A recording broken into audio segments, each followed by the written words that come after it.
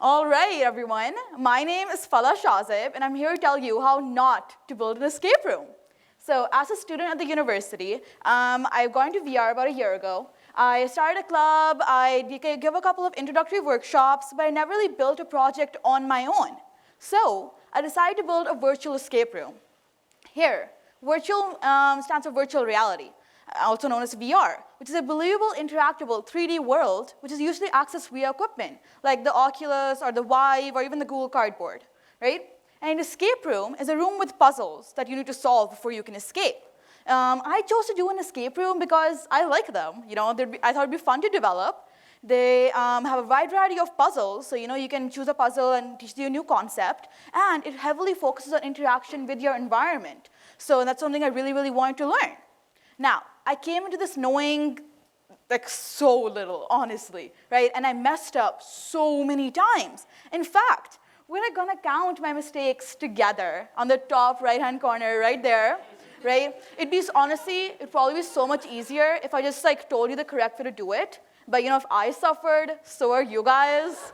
So before we start, I'm just gonna give you a rundown about technologies I used. So Unity is a very, very popular game engine that does both 2D and 3D development, and it's also used for VR development. The most relevant part of the screenshot is this window in the middle, the scene and the game window, where you'll see what's actually happening in the scene, what I'm developing on, and what the camera sees in the game. Other stuff to note is the pink Mars rover right there. That thing is called an asset. All objects in Unity are called assets, and the orange outline is a collider. Different objects use their colliders to direct interaction between the objects. Next up is Blender. It's a 3D modeling tool. Unity is great for adding logic in code, but Blender is where you actually make the models that you use. I would try to explain what's happening here, but I honestly don't understand it myself, so we're gonna move on. And then finally, the Oculus Rift.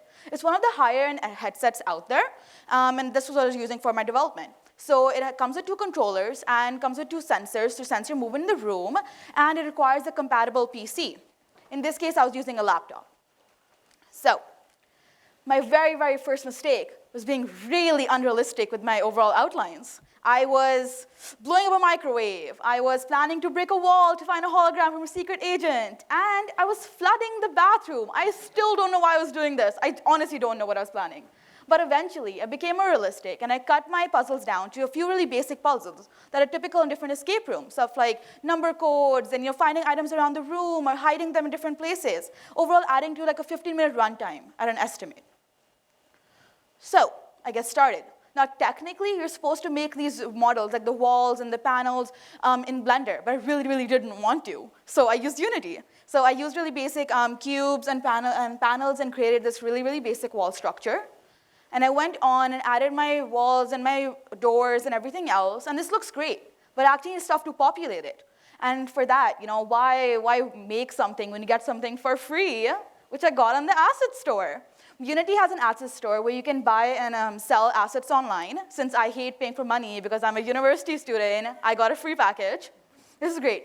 Now, as I was getting ready to put it on, I realized, because I turned the lights off to simulate being in a dark room, right? And I realized that lighting is really important because I couldn't see anything, right?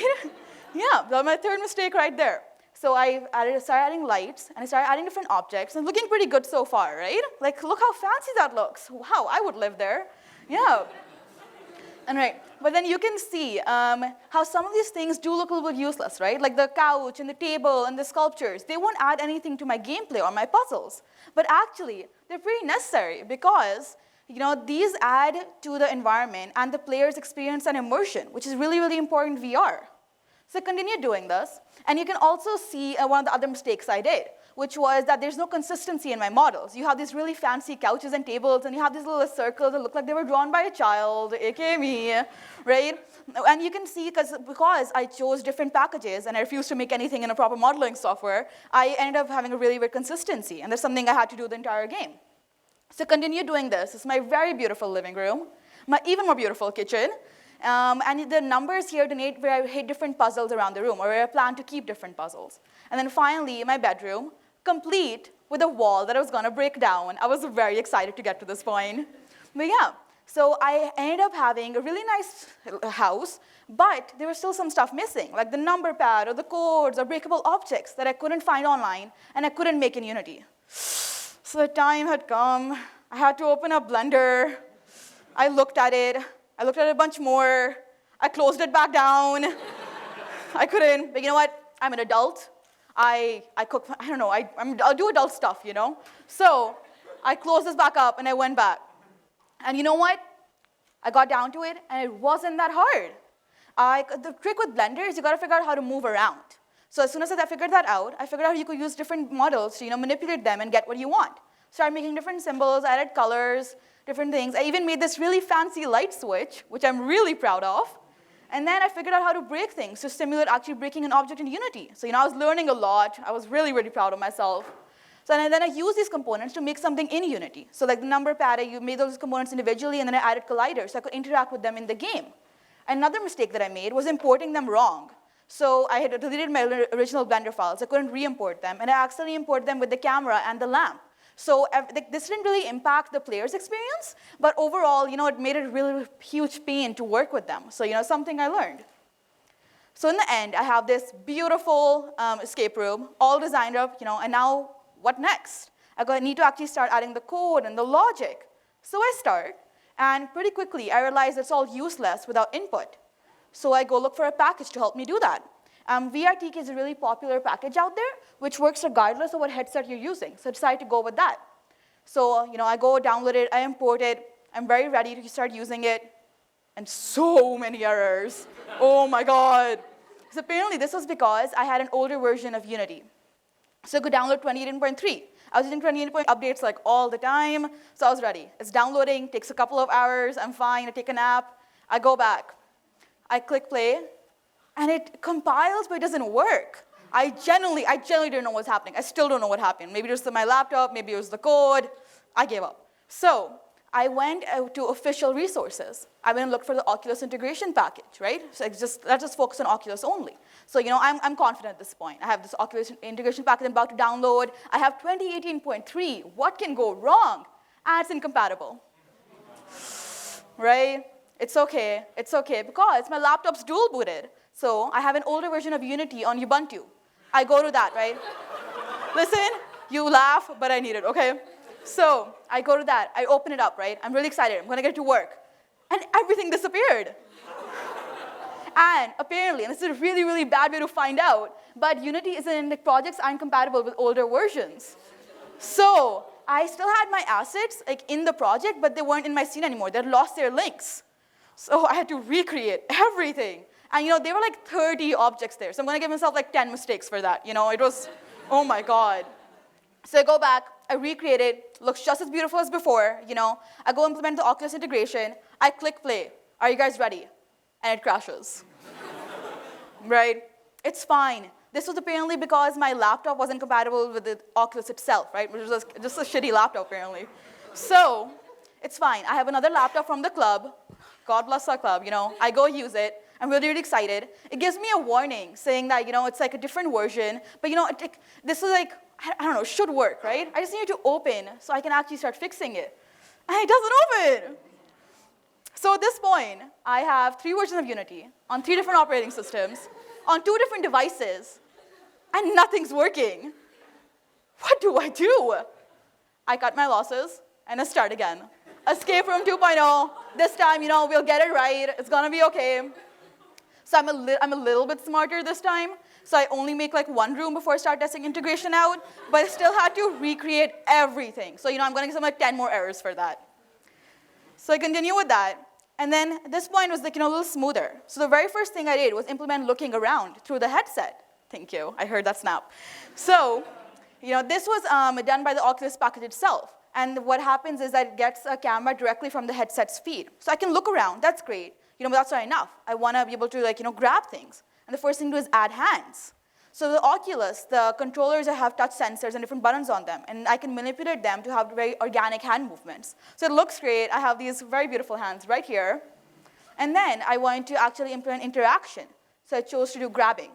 So with grabbing, Oculus does come with different grabbing scripts, and that's all great, but it was really, really hard. And apparently there's different colliders you need to use, and it took me a while to figure out.